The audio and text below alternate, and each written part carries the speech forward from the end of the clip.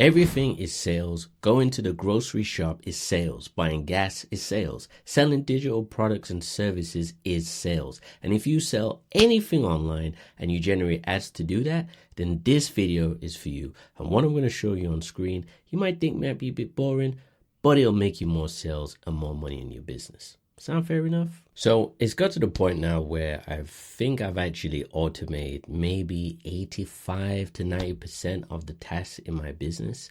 And it's taken, I would say, at least 18 months, right? And the whole purpose of that is because I actually wanted to free up time and just systemize as much as humanly possible, because I don't want to be thinking about, all these repetitive tasks. And you might be the same in your business. You're going through, spreadsheets, you've got Google Docs, you've got Notion templates, you've got all this stuff, and it's actually slowing you down from implementing, and executing in your business. So what I'm going to do, if you see me looking down here, it's because I'm looking on my laptop, and I'm actually going to be showing you the screen in a second, and I'll walk you through Brilliant Sales. I've done videos on this previously, but I want to actually show you in a little bit more depth and just explain to you the reasons why I developed some of these particular views the way they are. Views is what they're called in iOS world, but you don't need to know that. But in these different tabs, I'm going to explain to you what they are and how they can actually help you. So let me start. So if you see here, we start on the dashboard. Now, this was probably about 12 months ago. Quick backstory. I was looking for an off-the-shelf dashboard because I wanted to track certain metrics. I've got Hormozi, living rent-free in my head, right? Living rent-free. And when you have Hormozi living rent-free in your head, you want to track your key metrics. And I couldn't find what I was looking for, so I decided to build it. I actually started with Brilliant Business for iPad, which is like pretty much a dashboard with some other trimmings, but I've taken some of those concepts and really gone further in Brilliant Sales. So Brilliant Sales is like a super advanced enterprise tool for business owners, solopreneurs, entrepreneurs, creative entrepreneurs, you name it. If you got leads, you got clients, customers, this is for you. So with the dashboard, it's pretty much showing you exactly what it says on the tin. You got your total leads, you got your conversations you're having, commitments, closed deals, average client value, total team members, total close for the year, closed deals growth, ad spend for the year, contact rate, and your customer acquisition costs. And I'm going to be adding more as I, develop. There's room for 4 more on this view without it being crowded. And this is it. So this is what you want to see in your business in a quick snapshot. You don't have to go through documents and click. I don't want to do all that. And that's why I built it in this way. Next, you have the CRM. So if I just pop in my password here, and I've got all the leads assigned to me. So this is just some test data, which I'm going to go through in a second. But this actually shows you all the leads that are assigned to you specifically. This is the screen where you actually assign the lead. So this is where you upload your data. Little information tells you exactly how to format your CSV file, and that's how you would upload. Simply drag and drop, dead simple. So real quick, is a good point. When you're generating leads on, let's say, Meta, you're going to get the name, you're going to get the email, country where they're from, right? A phone number. So we're pretty much generating as media buyers the same information all the time. So I figured out a way, and I was doing this because I was, working on something for a client of mine, former client. And I figured out that we're doing the same data. So I want to pull that information in because the information that you see here is the key data, the name, email, phone number, what country they're from, the product. And then once we get them into the CRM, they start to add more data points. So we got 11 data points for one lead. That's what we're capturing here as media buyers, creative strategists, entrepreneurs, business owners, whatever. So once you've formatted your CSV, you drag it in there, and that's where it is, okay? Then once you've got all your leads, you see here, they're all in your database. So if I want to search for one in particular, Michelle Jefferson, really short lists very quickly. Brian, let's see if we got any Matthews, no. Any Davids, no. Mike, Michelle. Okay, so you see what I mean. You could search for whoever it is that you might be looking for. Let's see, Scott Price. There he is. Okay. So very handy tool, and this is where you can manage the actual leads, okay, by deleting them from there. If you want to upload a lead manually, you can do so. Pretty self-explanatory. Unassigned leads. This is where any leads, it's pretty obvious, that are not unassigned or unassigned to a particular sales member, they'll be in this portfolio here, right? So you might be working through leads, or you might not want to distribute your leads just yet to your sales members. So you can leave them here, and then once you're ready, you can assign them to an actual sales member. Pretty easy, okay? Then, of course, assigned leads. Each sales member that you have in the team will pop up like this, and you'll see who's actually assigned. So this I built because when you are managing a team of sales reps, you want to know how they're actually working the data that you've given them, okay? So if you leave people, I've found this over the years working in different sales environments, if you leave people to their own devices without, not micromanaging, but just, kind of overseeing what they're doing at a high level, give them the tools, give them the systems, and then let them do the job. Then you can track and monitor who's doing what. So this assigned leads is really good because it shows who's got the leads, and more importantly, very quickly and efficiently. Then we're going to go to pipeline. So this is like the key metric that the CEO, COO, sales floor manager, whoever is in charge of your team, want to actually see what the heck is going on with the data that you've got, right? So you've got the value of the conversations, the value of commitment, and the value amount of deals closed. Then we can actually go down to see the funnel, and you'll see how I've linked that once we go through the actual CRM with a lead specifically. But we can see, okay, YouTube is bringing in 1,000, right? That's great. You can see Bobby's closed 1,000. Or he's got 1,000 in the pipeline, okay? Not specifically closed, but 1,000 in the pipeline. Got 500 closed there, as you can see.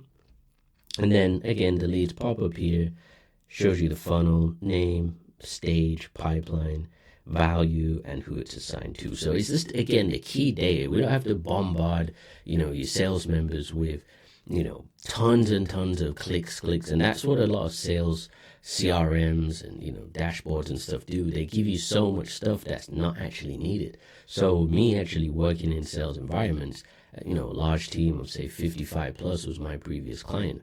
I actually saw what was actually needed for a company that size. But this could be applied for, a solopreneur, a 3-5 person team, 12 person team. It's scalable, right? So you can take as much data as you put in, no problems. So we see what's in the commitment stage, and we see what's actually closed. So as you can see, it was a YouTube funnel lead. That was the name, closed, the value, assigned to. Easy, okay? Then we've got the leaderboard. So whoever's actually making bank and actually closing deals, this is where it'll show for that particular month. And this is a good tool because it takes away the guesswork of asking people. I'd seen this where I was working with sales team, and I'm having to ask people, like, what have you got working? What's happening? And that's just long. It's too much time. Like, you just want to be able to see who's doing what. And if you just put the information into Brilliant Sales, it will show you very simply, okay? And then here, pretty simple. This is where you add your funnels, put your funnel name in, and then you can see here, you've got school, YouTube, LinkedIn, X, Instagram, wherever. You can actually see which funnels are performing the best. So all of the business tools that I've built for business owners and entrepreneurs, things like Brilliant Data, which is a really, really great tool.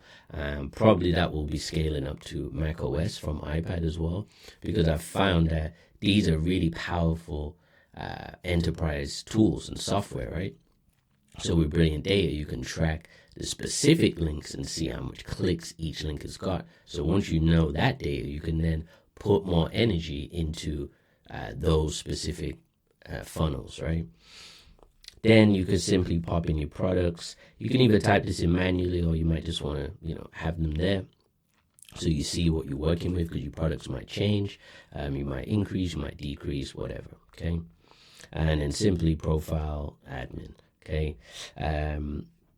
Your admin tool, this is again whoever's like managing the Salesforce, if you will. So you can pop in your ad spend amount for the month, and then that will tell you in the dashboard. You can change your currency depending on where you are in the world. Password management, so this is just where you reset the password for the CRM. And that's it. This is not on the actual Brilliant Sales, but something I'm working on. But it works. This is just simply a way how I can actually get in leads without actually using any external platforms, which I'll tell you about in another video. So you've seen the general views of Brilliant Sales. You got a gist of it. Now I'm going to take you into the CRM specifically, right?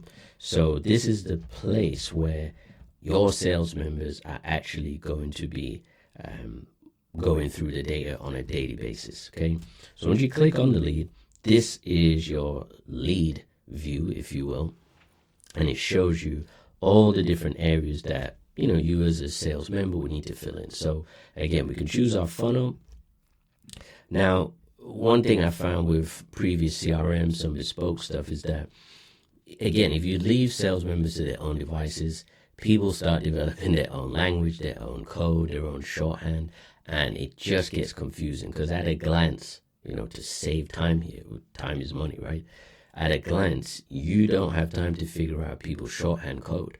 So rather than them writing their own shorthand and cryptic code, you simply just put in no answer, connected, callback, voicemail, whatever it is, right? All the potential outcomes are all in there, right? And that will be the update on the note. So if I just pop in here, no answer, right, let's do something different, voicemail, right?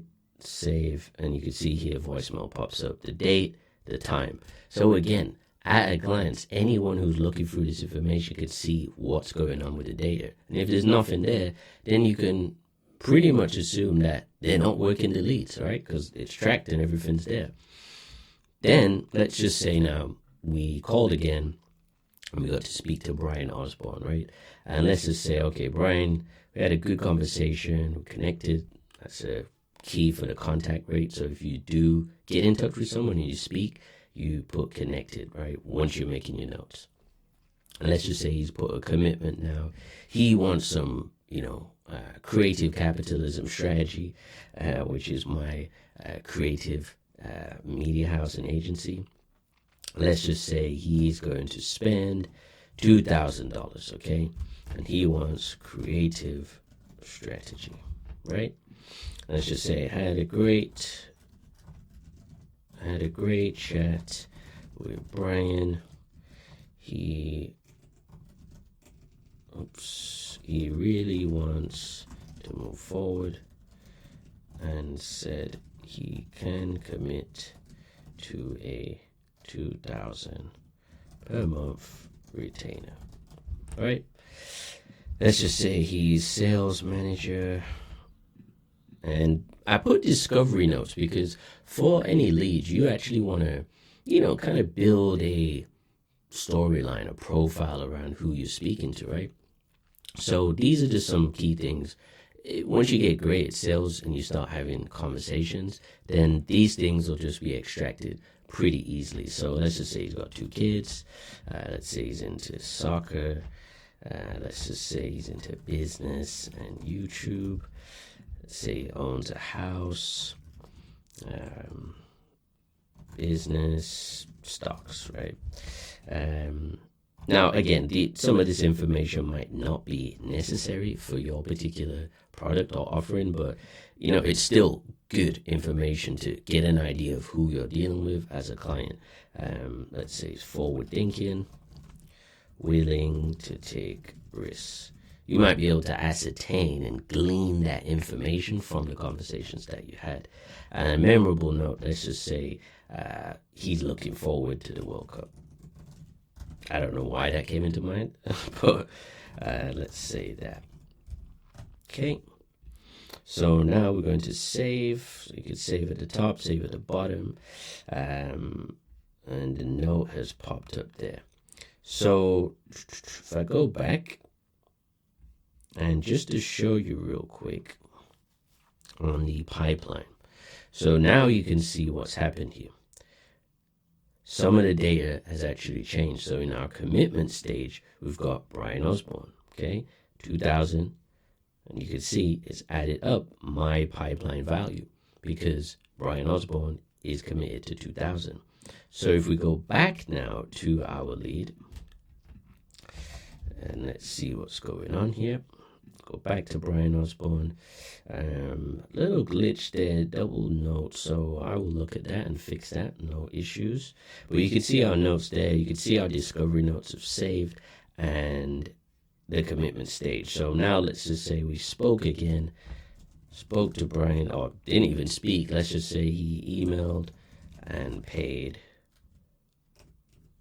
first month retainer. Okay, closed. So now we're going to switch this to close and we are going to save. Okay. Alrighty. So as you can see here, emailed and paid first month retainer closed. Now if we go back to our pipeline, you can see here on this closed column that the deal is closed. We've got 2,000 from Brian Osborne. And then on our leaderboard, you can see that my actual close amount for the month has increased. 2 deals, 2,500. Now, for any team, specifically if they're selling things, right? There's a system that doesn't change. And I've done sales since I was, 16, right? From telesales to investment sales to real estate sales, all kind of sales, jewelry sales, you name it, I've probably done it. And the one thing I've found is that the process is the same. It doesn't change, right? You got to prospect, you got to market, you got to generate leads, you got to qualify the leads, you got to nurture the leads, close the leads, convert the leads, serve the leads, right? You're just doing the same thing. It doesn't matter what the product is. But now today, because we've got so much digitization, right, there's sometimes a risk where we can overly complicate our CRM and overly complicate our funnel and our sales flow, if you will. But when it comes to, leaving money on the table, the CRM usually is where that money is.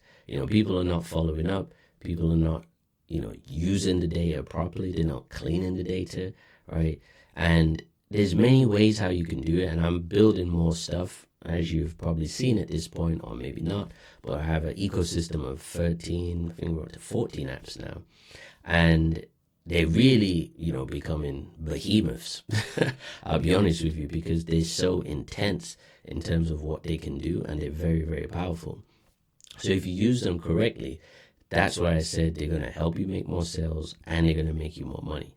Because I've seen it with my own eyes and research that if you actually nurture the leads properly, okay, and thoroughly, then you're going to get the results. And it all comes from managing the data and managing the leads efficiently. And with a system like Brilliant Sales, as you can see, there's no Disneyland bells and whistles. It's just telling you the key information that you need to see at a glance. That's how I've designed it. I've designed it so it's done at a glance. Because personally, and the reason why I started building most of my enterprise software is because I was tired of paying, $25 a month or $500 a year, whatever it is, to use maybe 2 features of the actual application. And personally, I don't think that's good value for money. And on top of that, the design was bad. It takes around 4 or 5 clicks to get to something. And people don't, I can tell that a lot of software isn't developed with the user fully in mind. Or it's not actually developed by a user itself. It's just developed on what we think the customer will like. But the difference is when you actually the customer and the developer, that's a whole different powerful conversation. Because, as I said, I really took a working model with someone who I was working with previously, and I saw the problems which I was tasked with to solve, and this is what I came up with. Brilliant Sales is about 6 months old now, but it's a really powerful tool. And some of the things that I'll be bringing into it from an SMS standpoint, and some other little bits which I'll share later will really enhance what you're doing. And who knows, at this point, some of the applications that I've built, it might merge into one place, but personally, I like to have different screens. I'm a screen guy, right? So we got 1, 2, 3, 4, including the iPad, 5 screens, including the prompter, 6 screens. It's actually ridiculous at this point. However, I found that having the data, at your fingertips, you really get to a whole different level in your business. So I'm going to leave it there. I hope this video was useful for you, and see you on the next one.